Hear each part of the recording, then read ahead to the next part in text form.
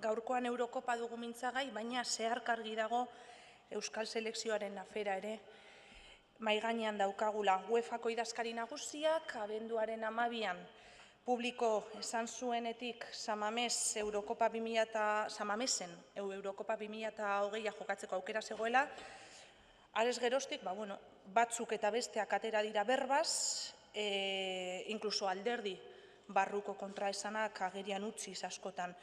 El diputado general comentó que sin Euskal Selekzioa no puede concebir una Eurocopa aquí y que incluso si ese fuera el caso, la selección española mejor que ni viniera.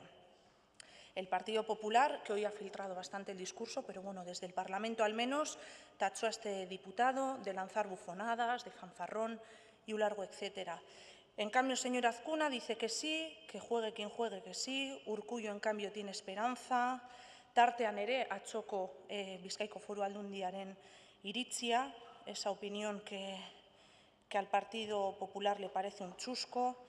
Gaur alderdi popularrak eskatzen du aldundiak egin beharreko guztiak egitea Eurokopa Samamesen jokatu dadin, eta alderdi sozialistak, porque el Partido Socialista dice que por qué este debate ahora, pues bueno, entre otras cosas porque han presentado una iniciativa ustedes.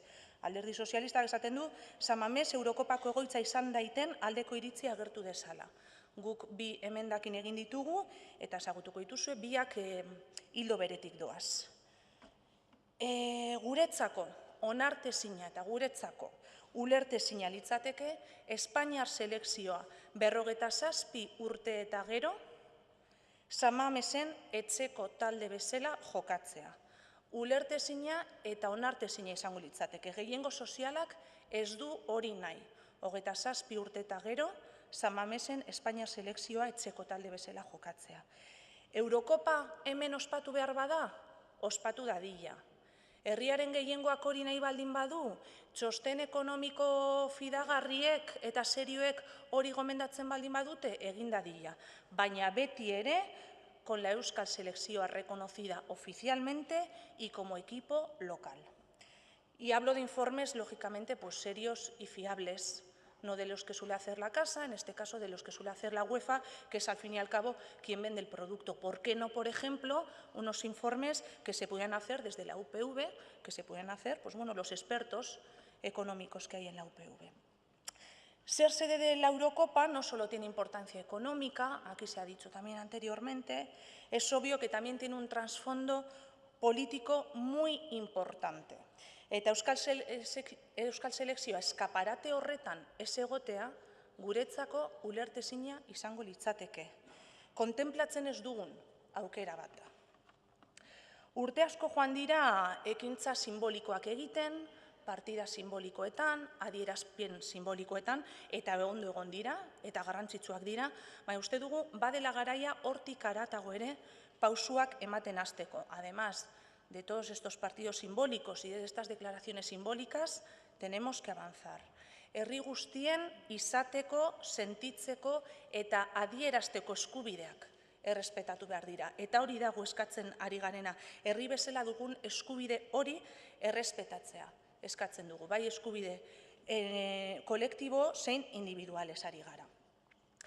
Y al Partido Socialista y al Partido Popular, casi me voy a adelantar, porque no lo han dicho, pero lógicamente nuestras sospechas son que no van a aceptar ninguna de las dos enmiendas. Por eso consideramos que están perdiendo una gran oportunidad para cohesionar a la sociedad mediante el deporte. Ustedes que tanto suelen hablar de convivencia, ¿por qué no también Euskal Selekzioa compitiendo internacionalmente? ¿Por qué no? ¿Quién es quien no acepta al otro? ¿Quién es? Están perdiendo una oportunidad muy importante para difundir la imagen de nuestro pueblo. Se han comentado aquí los datos, se estima cuántas personas, cuántas miles de millones de personas suelen ver estos campeonatos, y ante la comunidad internacional es un escaparate muy importante. Han hablado los dos partidos que nos predecían, el Partido Popular, el Partido Socialista, de no mezclar el deporte con la política, pero ¿quiénes lo están haciendo? ¿Quiénes? Manera de actuar, por cierto, que han utilizado muchas dictaduras, utilizar el deporte políticamente. ¿Quiénes están negando también derechos a nivel deportivo? ¿Quiénes? Respondan, ¿por qué la selección española sí y Euskal Selekzioa no? ¿Por qué? 6 urte ditugu, Espainiar Federazioa eta gobernuaren betoa altzatzeko, 6 urte. Alde batetik, Espainiar Futbol Federazioaren betoa, FIFAren aurrean gureari betoa kentzeko, porque ya es conocido el artículo 10.6 de la FIFA, que dice que reconocerá la selección de una región que todavía no tenga Estado propio, siempre y cuando el país al que pertenece lo autorice. 6 urte ditugu betorik kentzeko. Y el veto, por supuesto, del Gobierno español también, como en el caso en el que Aznar puso un recurso al artículo 16 de la Ley Vasca del Deporte. Eta ares geroztik, a algunas federaciones se les ha negado sistemáticamente este derecho. A otras federaciones, pues bueno, al final se han visto obligadas a tener que cambiar sus estatutos sin preguntarles si quieren participar, si no. Eta adibide hurbilak ditugu, Katalunia hementxe bertan daukagu, alboan, Katalunian zorionez aurrera pausu asko eman dituzte, asko. Eta ezin uka daiteke gainera, gizarteak ofizialtasunaren aldeko jarrera nabarmenagoa izan duela hemen, Katalunian baino. Baina hala ere, apustua eginda eta begira noraino heldu diren. Horregatik uste dugu, EH Bildutik arazo hau herri arazo bat dela, herri auzi bat dela, eta horregaitik marko amankomunak landu beharko liratekez. Gehiengoa ados gaudela ikusita, ez dezagun denbora gehiago alperrik galdu. Ondo legoke instituzioetatik ofizialtasunaren aldeko urratsak ematen hastea. Y hacer lo que haga falta, lo que haga falta.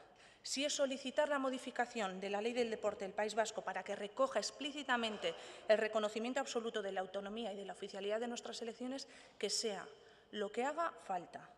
6 urte geratzen dira beraz esan dugun bezala, gauzak aldatu ahal izateko, gure selekzioek ofizialtasuna izan dezaten. Y repetimos que es cuestión de voluntad. Voluntad para que las federaciones vascas puedan decidir libremente con qué selecciones quieren competir y con qué selección no. Voluntad de las federaciones españolas, a su vez, para respetar estas decisiones. Y voluntad también de las federaciones internacionales, por supuesto, para reconocer luego a esas selecciones vascas. Beraz, argi dago arazo juridikorik ez dagoela, borondate kontua dela, adibideak hor daude, pila bat dira, eta, bueno, denbora askorik ez dago guztiak esateko, baina denok ezagutzen ditugu. Hau ez da politika, hau prepolitika da eta ideologia ari gara. Eta zuetako batzuena diskriminazioa da. Diskriminazioa eta bazterketa. Baina lortuko dugu. Zuei gustatu edo ez, faktikoki bada ere, lortuko dugu. Eta politikoki egin behar den indar adina egiten ez bada ere, seguruenik kaleek eta herritarrek lortuko dutela. Eskerrik asko.